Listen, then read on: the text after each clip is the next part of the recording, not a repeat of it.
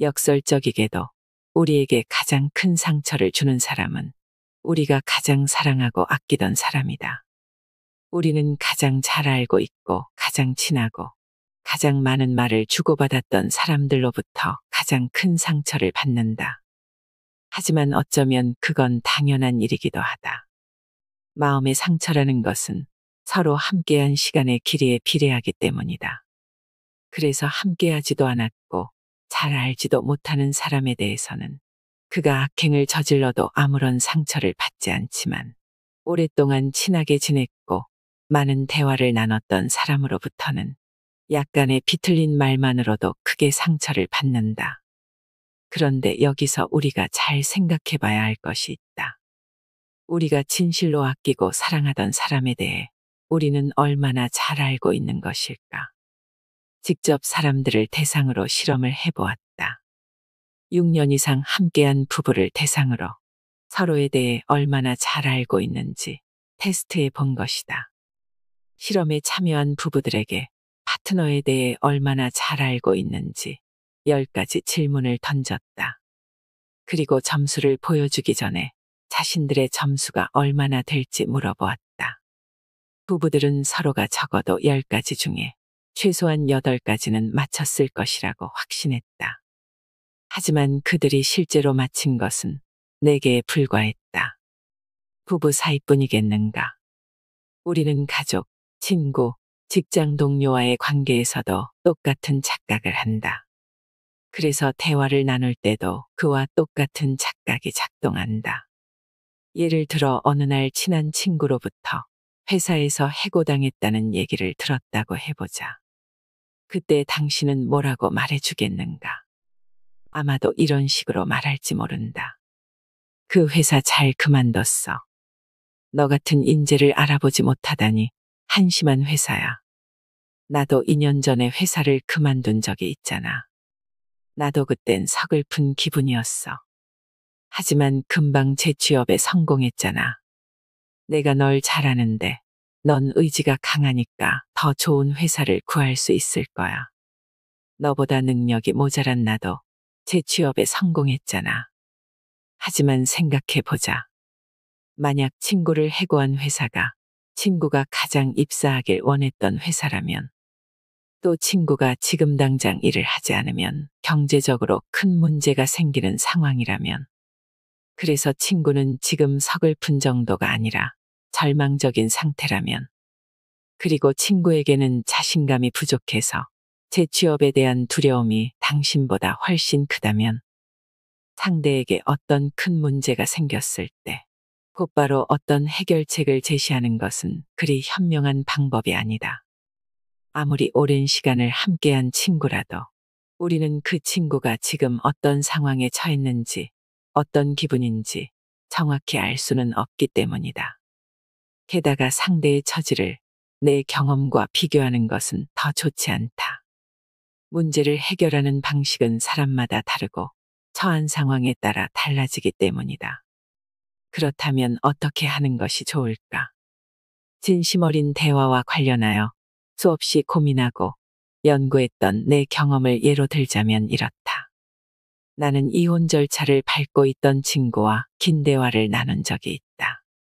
친구와 나는 전화기를 들고 40분 동안이나 이야기를 나눴는데 통화가 끝날 무렵 친구가 나에게 말했다. 조언 고마워. 내 덕분에 문제가 조금 해결된 것 같아. 그 말을 듣고 나는 많이 놀랐다.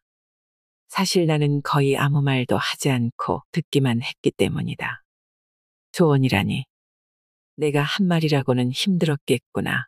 참 안타깝다와 같은 몇 마디 말뿐이었다. 40분 동안 내가 말한 시간은 채 1분도 되지 않았다. 대화란 주고받는 것이다. 하지만 그 주고받는 것이 꼭 말이어야 할 필요는 없다. 많은 전문가들이 대화 능력을 키우기 위해서 이런저런 대화 스킬을 배워야 한다고 말하지만 실제 대화에서는 그런 것들이 그다지 중요하지 않다. 예를 들어 화술에 관한 책을 읽다 보면 상대와 눈을 마주쳐라. 흥미로운 주제들을 준비하라. 들은 내용을 되풀이하면서 호응해줘라라는 말들이 나온다. 혹시 화법에 대한 책을 읽고 이런 스킬들을 대화에 적용해 본 적이 있는가?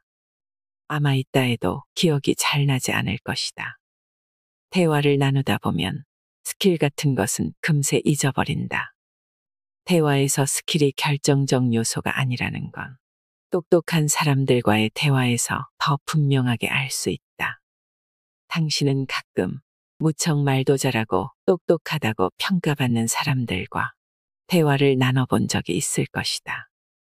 그들은 아는 것도 많고 매우 논리적이며 말도 유창하다.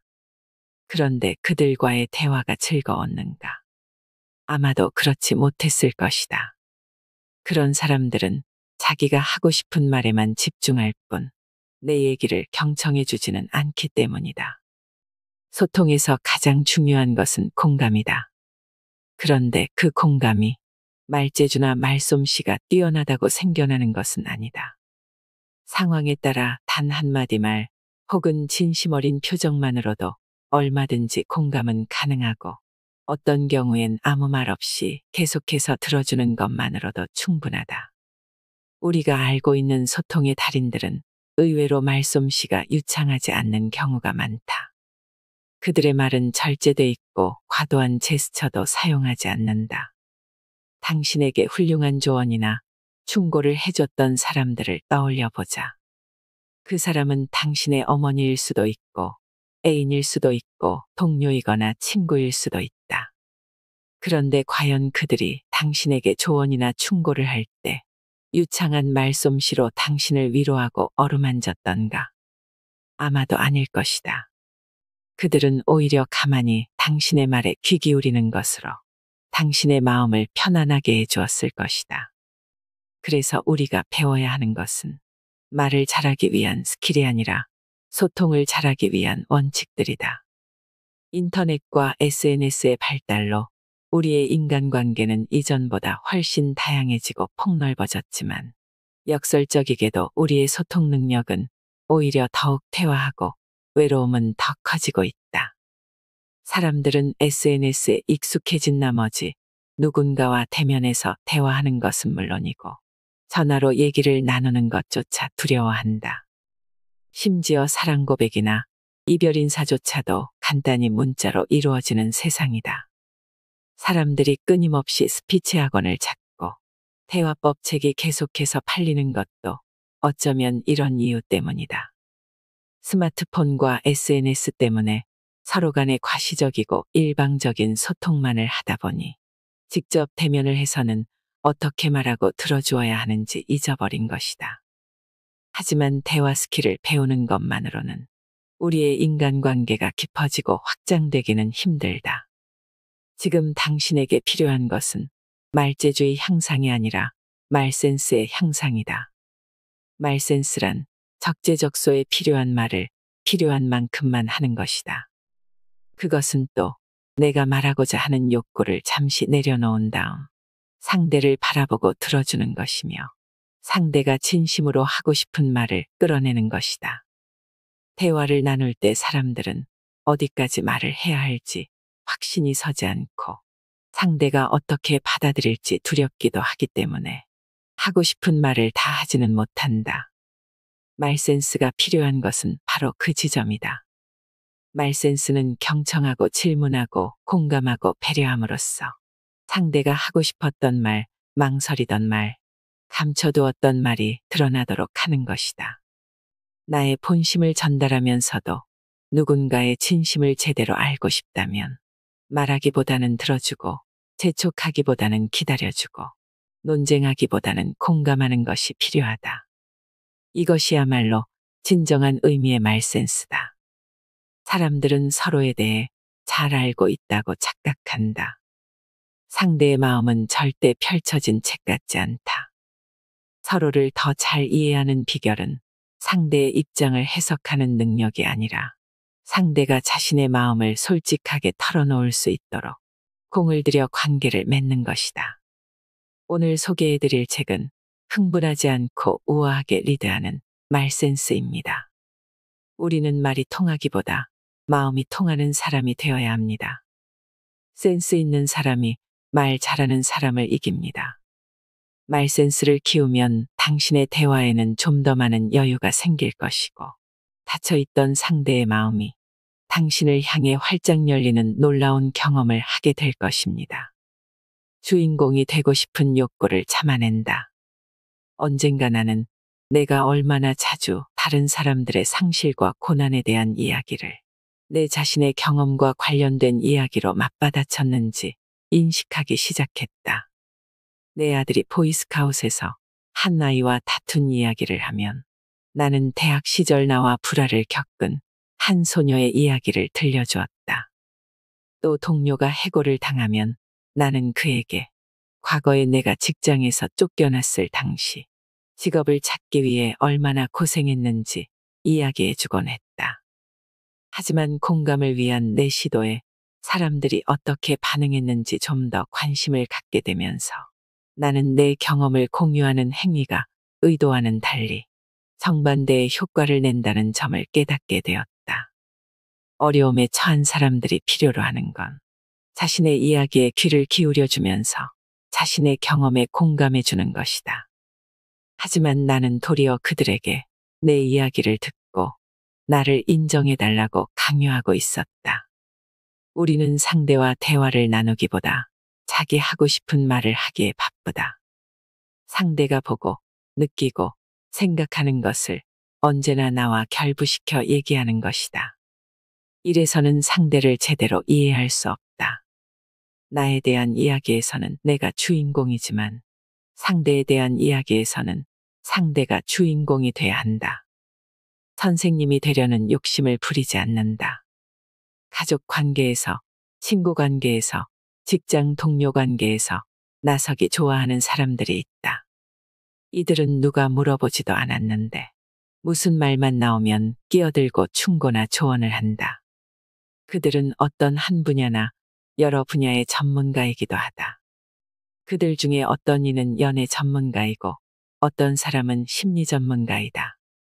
또 어떤 이는 결혼 전문가 혹은 이혼 전문가이고 어떤 이는 직장 생활 전문가이다. 물론 그렇다고 그들이 그 분야의 박사 학위를 가지고 있는 것은 아니다. 다만 그들은 박사 학위를 가진 사람처럼 행세하고 있을 뿐이다. 이런 사람들과 대화를 하면 처음엔 그러려니 하다가도 나중에는 짜증이 난다. 물어보지도 않았고 관심도 없는 것에 대한 장황한 설명을 듣는다는 것은 지루함을 넘어 괴롭기까지 하다. 그런데 왜 사람들은 누가 물어보지도 않은 것에 대해 길게 설명하려는 것일까? 단순히 수다를 떨고 싶기 때문일까? 수다를 떨고 싶다면 자기 자신이나 세상에 대해 이야기를 하면 되지. 굳이 왜 남의 상황까지 끌어들여 이야기하는 것일까? 그 이유 중에 하나는 일종의 통제 본능이다. 누군가에게 충고나 조언을 함으로써 그 사람을 통제하고 싶은 것이다. 그래서 물어보지도 않는 것에 대해 가장 많은 말을 하는 사람은 바로 부모이거나 선생님이거나 직장 상사다. 그들은 자식과 학생과 부하 직원을 통제하고 싶어 한다. 또 다른 이유는 관심을 받고 싶기 때문이다. 친구 관계에서도 충고나 조언을 유독 많이 하는 친구가 있는데 그는 친구들 사이에서 관심이나 인정을 받고 싶은 욕구가 강한 친구라 할 수 있다. 하지만 내가 여기서 말하려는 것은 통제병이나 관심병에 걸린 사람들에 관한 것이 아니다. 정도의 차이는 있지만 우리 모두가 그런 병에 걸려 있으며 자신이 옳다고 생각하는 것에서 잘 벗어나지 못한다는 걸 얘기해 주고 싶기 때문이다.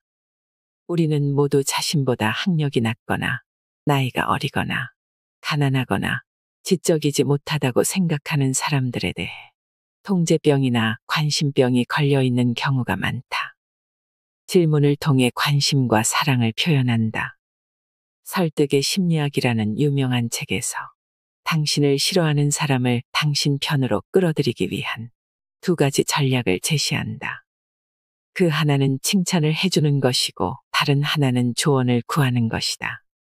조언을 구하라는 것은 결국 질문을 던지라는 것이다. 상대가 감명 깊게 읽은 책이 무엇인지, 직장에서 마주치는 문제에 어떻게 대처하는지, 가장 힘들어하는 것은 무엇인지, 만약 당신이 나라면 어떻게 하겠는지 등 나와 상대의 관계를 끈끈하게 만들 수 있는 질문을 던져라. 상대가 가장 좋아하는 휴양지가 어디인지, 12살짜리 조카에게는 어떤 선물이 좋을지, 사랑하는 이에게는 어떻게 고백해야 할지 등 아주 사적인 질문을 던진다면 더욱 가까워질 수 있다. 상담하건대 당신은 질문을 주고받음으로써 온갖 종류의 개인적인 사실들에 대해 알게 될 것이고, 당신이 알지 못했던 새로운 이야기를 듣게 되는 즐거운 경험도 하게 될 것이다. 질문은 상대와의 거리를 좁힐 뿐 아니라 내가 가진 경험과 지식의 한계를 뛰어넘게 만들어주기도 한다. 하지만 그렇다고 아무렇게나 질문을 던져도 좋다는 말은 아니다. 질문을 던지는 것에도 기술이 필요하다. 앞서 얘기했던 것처럼 잘못된 질문은 오히려 사람을 불편하게 만들 수 있고 관계를 망칠 수 있기 때문이다. 일단 좋은 질문을 던졌다면 답변을 위한 충분한 시간을 상대방에게 허용해 주어야 한다. 침묵을 두려워해서는 안 된다. 침묵은 상대방이 생각하고 있다는 것을 의미하는 경우가 많으므로 그들의 답변 역시 사려 깊은 것이 될 가능성이 높다. 대화 도중 침묵을 위한 시간과 공간을 마련한다면 당신은 당신 자신과 상대방의 마음을 대화 속으로 더 깊이 끌어들일 수 있다. 우리는 질문을 던짐으로써 현명해진다. 그 질문에 대한 답변이 주어지지 않는다 하더라도 현명해지는 건 마찬가지다. 속이 꽉 찬 질문은 집을 달고 다니는 달팽이처럼 답변을 등 뒤에 달고 다니기 때문이다. 질문은 때때로 하나의 영감이 되기도 하고 더 많은 탐색과 발견을 위한 자극제가 되기도 한다. 우리가 맺게 되는 훌륭한 관계의 대부분은 간단한 질문에서부터 시작된다. 대충 아는 것을 잘 아는 척하지 않는다. 당신이 부모라면 아마도 아이에게 거짓말은 문제를 해결하기보다 더 많은 문제를 불러일으킬 뿐이라고 가르쳐 본 적이 있을 것이다. 그런데 이 원칙은 성인들 사이의 대화에도 마찬가지로 적용된다. 대부분의 경우에 진실을 말하는 것이 최선이라는 사실에는 변함이 없다. 진실을 말하는 것이 중요한 이유로는 두 가지를 들 수 있다. 첫째는 솔직한 고백을 통해 신뢰를 얻고 정직하다는 인상을 줄 수 있기 때문이고, 둘째는 자신 역시 오류를 범할 수 있다는 사실을 인정함으로써 겸손해질 수 있기 때문이다. 일상적인 대화 상황에서는 많은 사람들이 말을 부주의하게 사용하는 경향이 있다. 예를 들어 한 친구가 자동차가 고장이 났다고 말하면 우리는 마치 자기가 정비사라도 되는 양 자신이 알고 있는 자동차 부품에 대한 지식을 늘어놓는다. 그리고 직장 동료가 세금에 대한 고민을 얘기하면 마치 세무사나 회계사라도 되는 양 절세 방법에 대해 얘기한다. 대화에 자신의 의견을 더하고 싶은 욕구를 뿌리치는 것이 쉽지는 않겠지만 나는 정확히 알지 못하는 사실에 대해 말하는 것을 피하라고 강력히 권한다. 아주 약간의 지식만 가지고 있는 주제들에 대해 의견을 제시하는 것도 피하는 것이 좋다. 관련된 경험을 조금 해보았다고 해서 전문가가 되는 것도 아니다. 즉 아기를 키워봤다고 해서 임신과 관련된 모든 사실을 다 아는 건 아니고 1년에 몇 번 필드에서 골프를 쳤다고 프로 골프 선수가 되는 것도 아니다. 그럼에도 불구하고 실제로 아는 것보다 더 많이 아는 척 가장한다면 당신은 결국 다른 사람에게 질 나쁜 충고를 하게 되거나 제대로 된 전문가의 조언을 구하지 못하도록 그를 방해한 것이 되고 만다. 그래서일까? 위대한 시인인 알렉산더 포프는 다음과 같이 말했다. 가장 위험한 짓은 조금만 배우는 것이다. 잘 알지 못하는 것을 아는 체하거나 특정한 주제에 대해 실제보다 잘 알고 있는 것처럼 행동하는 데는 몇 가지 이유가 있다. 첫 번째 이유는 사람들에게 나에 대한 깊은 인상을 남기고 싶기 때문이다. 다른 사람이 나에 대해 똑똑하다고 생각해 주길 바라는 것은 자연스러운 일이다. 하지만 역설적인 것은 확실히 알지 못하는 것에 대해 장황하게 말하는 사람은 아무 말도 하지 않는 사람보다 덜 지적으로 보인다는 것이다. 그런 사람은 단어의 뜻도 제대로 이해하지 못하면서 거창한 용어를 사용하는 어린아이와 다를 바가 없다. 가식적으로 행동하게 되는 또 다른 이유는 우리가 다른 사람에게 도움을 요청하는 것을 꺼려하기 때문이다. 사람들은 도움을 요청하는 것이 일종의 결함인 것처럼 행동하는 경향이 있습니다. 이런 성향은 고도로 경쟁적인 사회 환경에서 더더욱 악화되지요. 사람들은 경계를 늦추고 약점을 드러내 보이면 어떤 식으로든 피해를 입을 것이라고 생각하면서 불안해합니다. 물론 학생도 아닌데 자신의 무지를 인정하면서 다른 사람에게 지식을 구하는 일이 불편하게 생각될 수 있다. 그건 마치 자신의 약점을 노출시키는 것처럼 느껴질 것이다. 하지만 그렇다고 해서 무지를 인정하지 않거나 사실이 아닐지도 모르는 이야기를 늘어놓는다면 당신은 결국 친구나 동료들의 신뢰를 잃게 될 것이다. 내가 직접 경험하지 않았거나 확실하게 모르는 것에 대해서는 정직하게 모른다고 해야 한다. 만약 음식을 맛보지 못한 식당을 굳이 추천하고 싶다면 먹어본 적 있는 것처럼 추천할 것이 아니라 솔직한 태도로 추천해야 한다. 즉 그곳에서 음식을 먹어본 적은 없지만 메뉴들이 좋아 보였고 그 음식을 먹는 사람들이 행복한 표정을 지었다고 말이다. 귀가 아닌 마음으로 듣는다. 사람들은 아주 잘 들리는 귀를 2개씩 달고 있지만 그 귀를 사용하는 기술은 거의 습득하지 못했다. 우리는 말을 하려는 성향을 타고났다. 말하기는 사실 유용하기도 하다. 말하기는 우리의 정체성을 강화해 줄 수 있으며 심지어는 즐겁게 만들어준다. 최근 하버드의 과학자들은 자기 자신에 대해 말하는 것이 두뇌의 쾌락 중추를 활성화시킨다는 사실을 발견해냈다. 실험에서 더욱 흥미로웠던 것은 참가자들이 누군가를 앞에 두고 자기 얘기를 한 것이 아니라 아무도 없는 곳에서 단순히 자기 자신에게 혼잣말을 했을 뿐이라는 사실이다. 그저 혼자서 중얼거렸을 뿐인데도 쾌감을 얻을 수 있었다니 대단하지 않은가. 그럼 이러한 연구 결과가 의미하는 것은 무엇일까? 그것은 바로 우리 스스로가 대화의 성공 여부를 객관적으로 평가하는 것은 대단히 어렵다는 사실이다.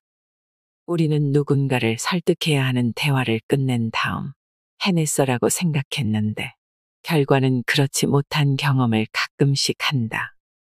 그 이유는 여러 가지가 있을 수 있겠지만 나는 그 가운데 가장 결정적인 이유가 우리가 제대로 듣지 못했기 때문이라고 생각한다. 만일 우리가 우리 자신의 느낌을 토대로 대화의 성공 여부를 판단한다면 자기 자신에 대해 말하는 행위를 통해 분비된 도파민에 미혹을 당한 셈이다. 우리는 상대의 말을 듣고는 있지만 귀 기울이지 않는 경우가 너무도 많다. 그래서 내 경우 상대가 나에게 듣지 않는다는 불평을 할 경우 말하는 것을 중단하는 훈련을 지속해왔다. 누군가가 내게 자기 말을 듣지 않는다고 말할 때는 거의 대부분 그들이 옳기 때문이다.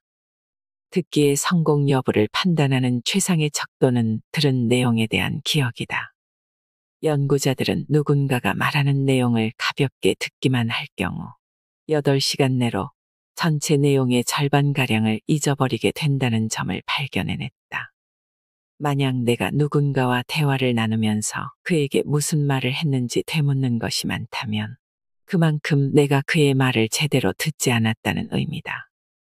물론 그 반대도 마찬가지다. 나와 대화하고 있는 사람이 나에게 무슨 말을 했는지 되묻는다는 것은 내 말에 집중하지 않고 있다는 뜻이다.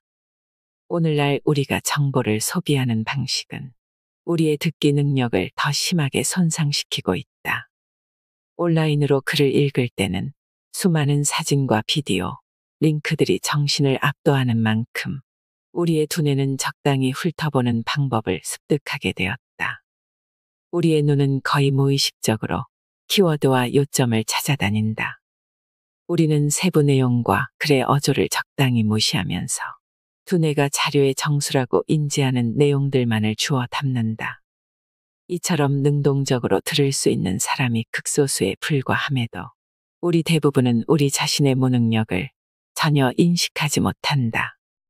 엑센추어라는 컨설팅 기업은 수천 명의 성인 남녀를 대상으로 자신의 듣기 능력에 대해 평가해달라고 한 적이 있다. 아이러니하게도 대부분의 남녀가 자신을 훌륭한 청취자라고 대답했는데 실제 상황은 정반대였다. 말하고 싶은 욕구를 참으면서 상대의 말이 끝나기를 기다리는 습관을 만드는 것은 결코 쉬운 일은 아니다. 하지만 그렇다고 불가능한 일도 아니다. 일단은 상대의 얘기가 옳든 그르든 재미있든 없든 내 얘기를 하고 싶은 충동을 누르자. 그리고 상대가 말을 하는 동안 그의 말과 생각에 담긴 의미에 대해 숙고해보자. 그리고 상대의 표정과 몸짓도 관찰해보자. 어느 순간 하고 싶은 말이 떠올라도 속으로만 생각하자. 내가 생각하고 기대하는 상대의 말이 아니라 상대가 실제로 하는 말에 반응하도록 하자. 더 똑똑해지고 싶다면 더 많이 들어라. 결혼 생활을 더 행복하게 만들고 싶다면, 친구 관계를 더 돈독하게 만들고 싶다면 능동적으로 들어라. 입을 다물고 귀를 기울인다면 생각은 열리고 관계는 더 가까워질 것이다. 상대가 보내는 신호의 안테나를 세운다. 우리가 일상에서 하는 대화는 오랫동안 편집할 시간이 없다. 편집은커녕 머릿속에서 떠오르는 생각들을 즉각적으로 내뱉기 바쁘다. 이러니 당연히 실수가 많아질 수밖에. 그렇다면 말실수를 줄이기 위해 우리가 취해야 할 행동은 이것이다. 최대한 말을 짧게 하고 짧게라도 생각할 시간을 갖는 것이다. 사람들은 다양한 이유로 말을 길게 늘어뜨리는 경향이 있다. 어떤 사람은 자신의 지식을 뽐내기 위해 그렇게 하고, 어떤 사람은 상대가 오해할지 몰라서 그렇게 하기도 하며, 또 어떤 사람은 자신의 주장이 일리 있다는 것을 강조하기 위해 그렇게 하기도 한다. 하지만 상대는 대부분 당신이 생각하는 것만큼 그렇게 이해력이 떨어지지도 않고 무식하지도 않고 편협하지도 않다. 물론 말의 내용이나 길이는 상대가 누구냐에 따라 다를 수밖에 없다. 상대의 나이, 경험이나 지적 수준, 대화 상황 등에 따라서 말의 형식이나 내용은 달라져야 한다. 하지만 그 어떤 상대라도 똑같이 적용해야 하는 규칙이 있다. 그것은 말하는 중간중간에 상대의 반응을 파악해가며 말해야 한다는 것이다. 대화를 할 때는 항상 상대방의 반응을 살펴가며 대화를 해야 한다. 내가 말하는 것에 대해 상대방이 다음과 같은 반응을 보인다면 대화의 수위를 조절하거나 대화의 주제를 바꿔야 한다는 신호다. 반응이 미지근하다. 하품을 한다. 딴청을 피운다. 다른 주제로 말을 돌리려고 한다. 인내하는 표정을 짓는다. 말을 끊는다. 우리가 상대의 말에 집중할 수 있는 시간은 그리 길지 않다. 사람들의 주의 집중 시간은 계속해서 감소해왔고, 현재는 금붕어와 비슷한 수준까지 떨어진 것으로 알려져 있다. 연령대가 18세에서 24세 사이인 사람들은 오랜 시간 동안 한 가지 일에만 완전히 주의를 집중하는 경우가 드물다. 거의 80%에 달하는 청년들이 TV를 시청하면서 스마트폰이나 태블릿을 사용한다고 하는 연구 결과도 있다. 따라서 당신의 대화 스타일이 다소 두서없고 장황하다면 대화 내용 편집에 신경을 쓰는 것이 좋다. 당신의 메시지가 중요하면 할수록 상대의 짧은 주의력을 최대한 활용할 수 있도록 그 메시지의 길이를 제한하는 일도 그만큼 더 절실해진다. 사람들은 꼭 말해야 하는 것이 무엇인지 고려도 하지 않은 채 다른 사람에게 자기가 알고 있는 모든 걸 다 말하려는 경향이 있다. 그러므로 대화를 시작하기 전 대화를 통해 당신이 얻고자 하는 것이 무엇인지 잠시 생각하는 시간을 가질 필요가 있다. 그리고 일단 메시지를 다 전달했다면 계속해서 말을 하고자 하는 유혹에 저항을 해야 한다. 다른 경우와 마찬가지로 대화에서도 중요한 건 양이 아닌 질이다. 잡초밭에 들어가 배회하지 않는다. 정신과 의사인 마크 고울스턴은 대화 상황에서 40초 이상 말을 늘어놓을 경우 대화가 일방적인 독백으로 변질된다고 주장한다. 그는 처음 20초를 녹색 신호등에 비유한다. 그 20초 동안에는 서로가 호감을 가지고 상대가 하는 말을 주의 깊게 듣기 때문이다. 하지만 이어지는 20초는 노란 신호등이다. 20초가 지나면 듣는 이는 점점 흥미를 잃게 되고 상대방의 말이 너무 장황하다고 생각하기 시작한다.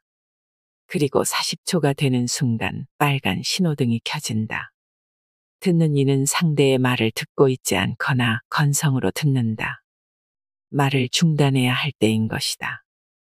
40초란 시간이 얼마쯤 되는지 한번 측정해 보라. 시계에 초침을 맞춰놓고 이야기를 시작한 뒤 40초가 되었을 때 이야기를 멈춰보라. 생각보다 짧은 시간은 아닐 것이다. 사람들이 횡설수설하게 되는 데는 몇 가지 이유가 있다. 가장 주된 이유는 우리 자신에 대해 이야기하는 것이 본질적으로 즐거운 일인데다. 대부분의 사람들이 말하는 것 자체를 좋아하기 때문이다. 하지만 어떤 사람들은 초조함을 느낄 때도 말을 과도하게 하는 경향이 있다. 불안감이 끊임없이 말을 쏟아내도록 당사자를 부추기는 것이다.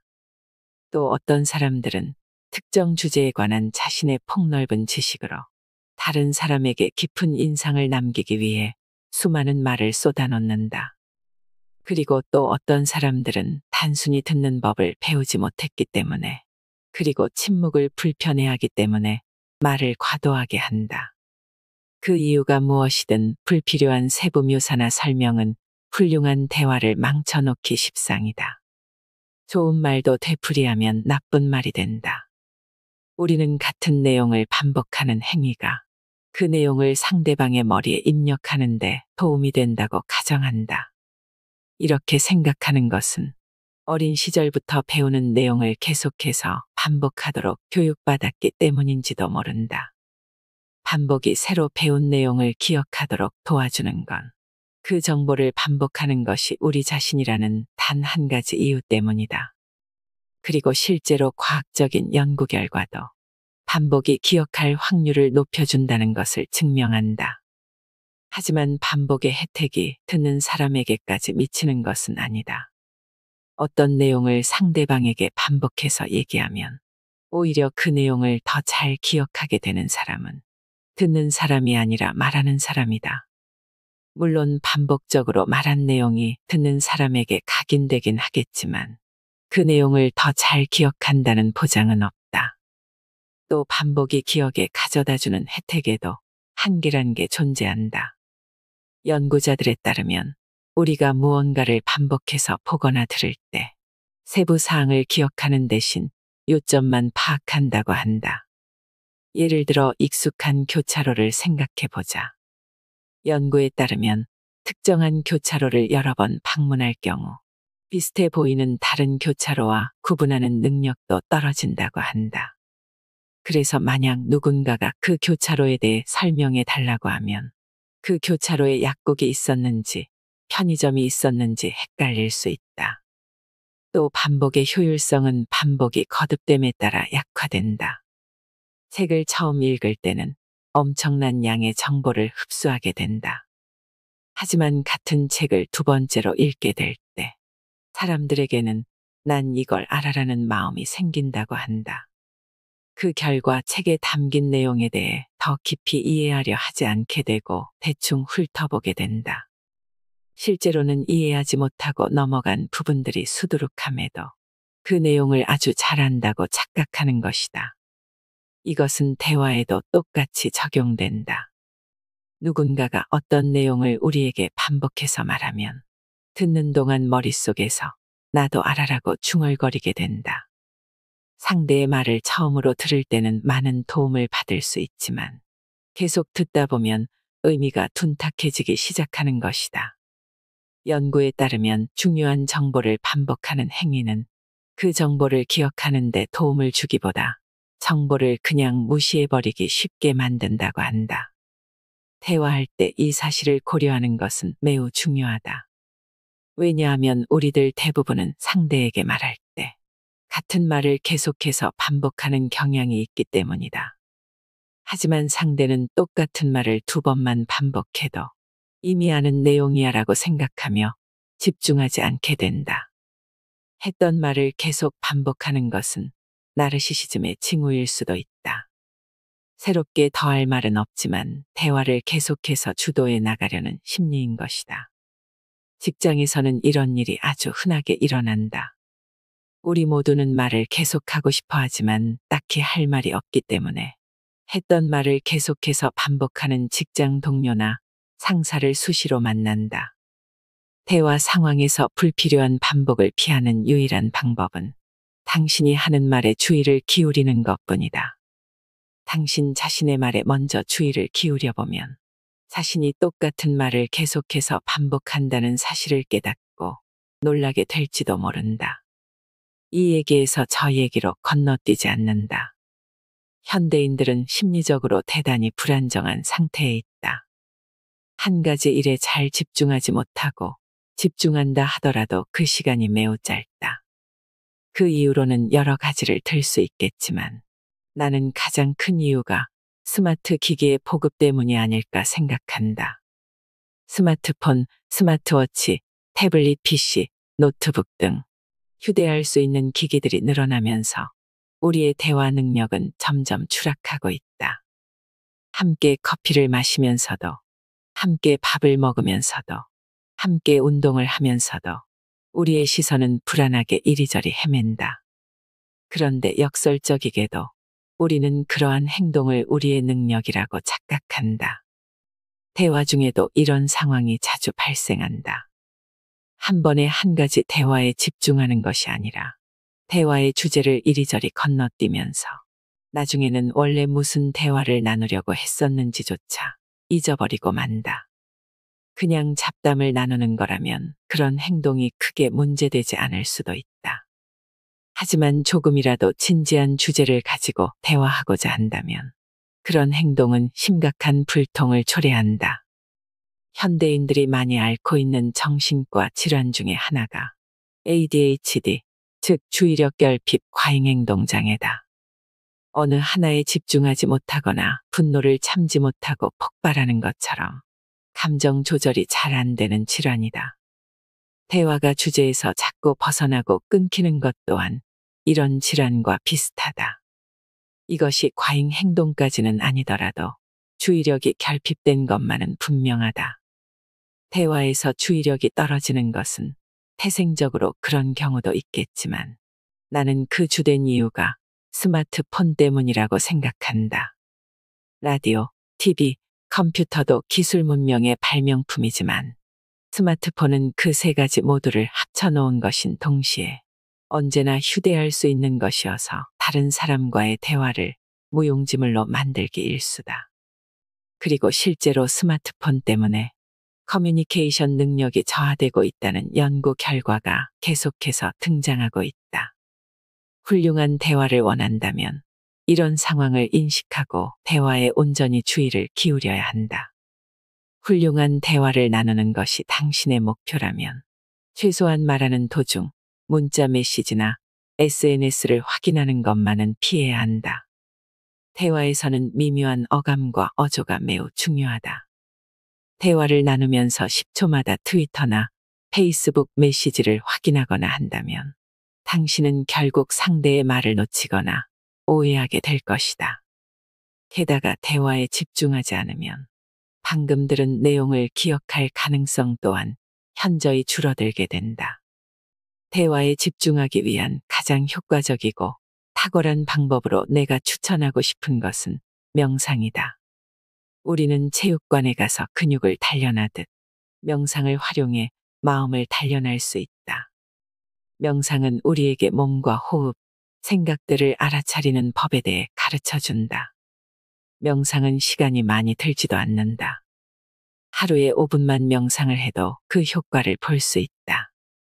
명상을 하는 방법은 아주 간단하다. 우선 조용히 앉아 눈을 감은 뒤 호흡에 초점을 맞춘다. 이 상태에서 마음속에 생각이 일어나면 그 생각에 머물지 말고 그냥 지나가게 내버려 둔다. 생각을 알아차리기만 한 뒤 놓아보내면서 다시 호흡으로 관심의 초점을 되돌리면 된다. 이게 다다. 이것이 가장 기본적인 명상법이다. 생각을 멈추는 것은 결코 쉬운 일이 아니다. 아무 일도 안 하는 순간조차 뇌는 계속해서 무언가를 생각한다. 단 1분만이라도 생각을 멈출 수 있다면 그건 대단한 일이다. 생각이 떠오르는 걸 막기는 힘들지만 임의대로 떠오르는 생각들을 따라가지 않도록 자신을 훈련시킬 수는 있다.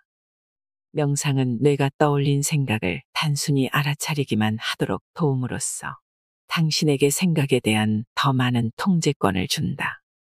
어떤 생각을 품고 어떤 생각을 놓아버릴지 선택할 수 있게 되는 것이다.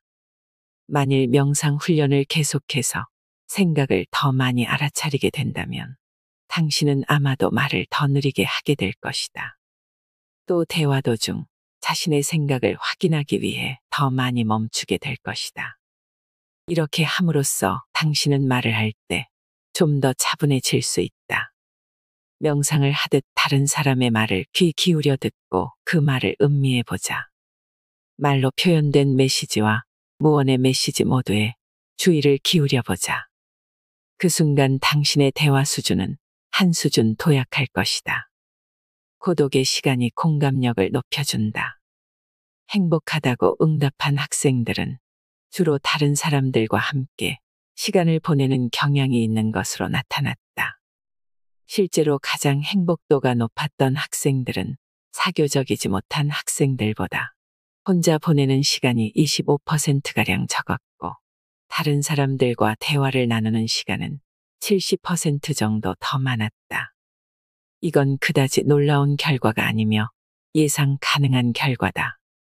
우리는 이미 인간이 사회적 동물이란 사실을 잘 알고 있고 외로움과 고립이 우리를 불행하게 만드는 경향이 있다는 점도 잘 알고 있기 때문이다. 하지만 이 연구에는 우리가 예상치 못한 결과도 있었다. 모든 대화가 다 행복에 기여하는 건 아니라는 사실이다.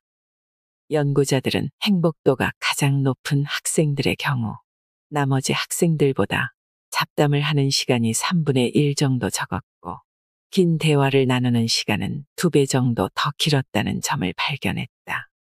그래서 그들은 다음과 같이 결론을 내렸다. 행복한 삶은 개인적이기보다 사회적이고 피상적이기보다 깊이가 있다. 예컨대 상대의 말에 집중할 에너지나 동기가 부족한 상태라면 자기 자신을 고립시키는 편이 더 낫다.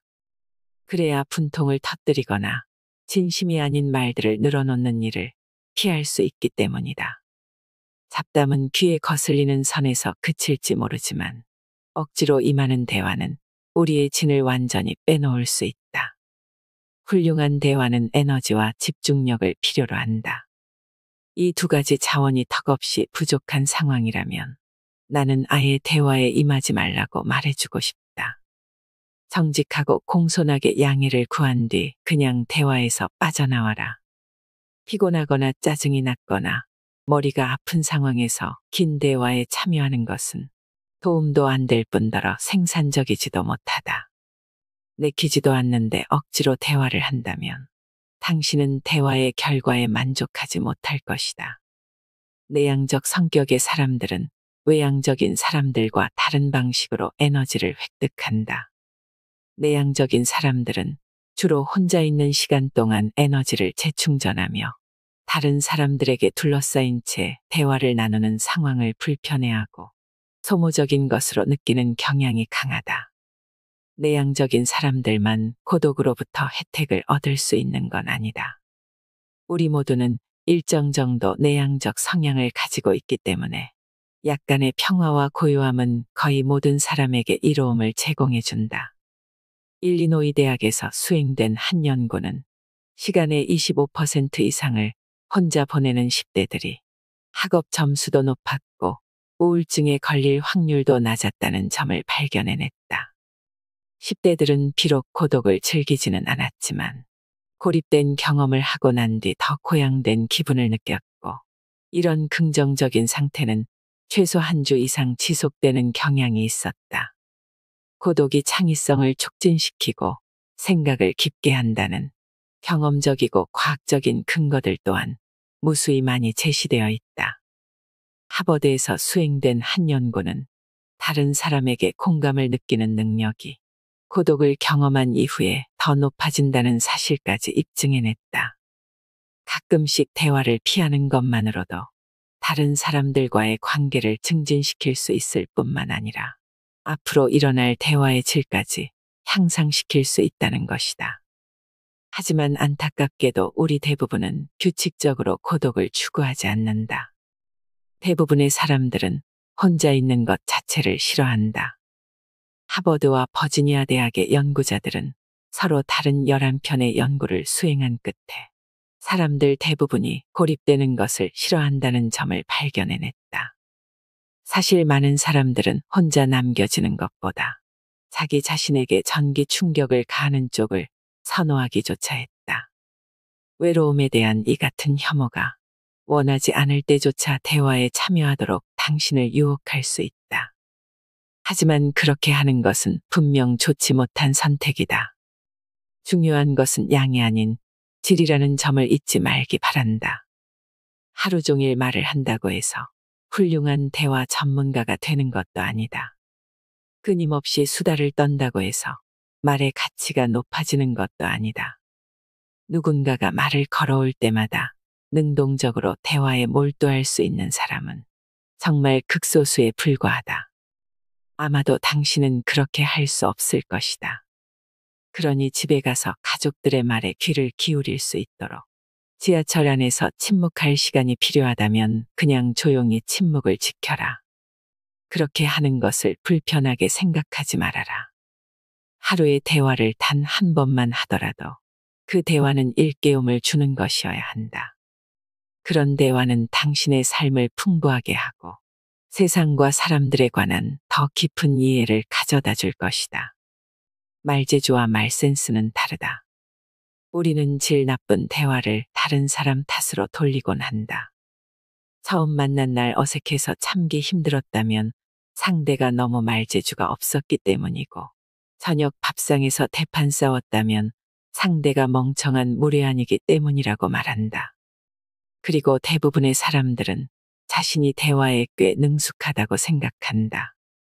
수많은 연구 결과들은 자신의 의사소통 기술에 대한 우리의 인식이 별로 정확하지 못하다는 점을 보여주었다. 사람들은 자신들의 사회적 능력과 지적 능력에 대해 과도하게 우호적인 관점을 취하는 경향이 있다. 또 다른 연구자는 머리가 좋은 사람들이 의사소통에 무능한 경우가 많다는 점도 보여주었다. 말을 잘한다고 상대의 말을 더 잘 듣는 건 아니며, 똑똑한 사람들이 상대의 말에 귀 기울이는 것에는 훨씬 더 형편없다. 또 높은 수준의 교육을 받은 사람들은 논리에 엄청난 가치를 부여하면서 감정의 중요성은 무시해버리는 경향이 있다. 자신의 고통을 토로하는 사람에게 상투적으로 제공되는 위로의 말들을 떠올려보라. 기회는 얼마든지 있다. 그 일은 처음부터 너에게 안 맞았어.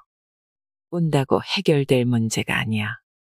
이런 말 역시 위로와는 거리가 멀다. 논리를 통해 감정적인 문제에 접근하려는 전략은 실패하기 마련인 것이다. 지성이 높은 것으로 간주되는 사람들은 스스로를 다른 사람들보다 더 명민하고 사리에 밝은 것으로 간주하기 때문에 자신보다 지적 능력이 떨어진다고 생각하는 사람들과 대화하게 되었을 때 자신이 무언가를 이해하지 못한다는 사실을 인정하려 들지 않는다. 그래서 나는 대화 과정에서 발생한 문제점들에 대해 상대와 터놓고 얘기할 것을 권한다. 대화를 하다가 무언가 빗나가고 있다는 것을 느끼면 상대에게 피드백을 요청해 보라. 당신이 기대한 대로 대화가 진행되지 않았다는 점을 상대에게 알린 뒤 자신이 잘못 이해한 것은 없는지, 요점을 제대로 파악하지 못한 것은 아닌지 솔직하게 물어보는 것이다. 그런 뒤 상대가 하는 말에 귀를 기울여라.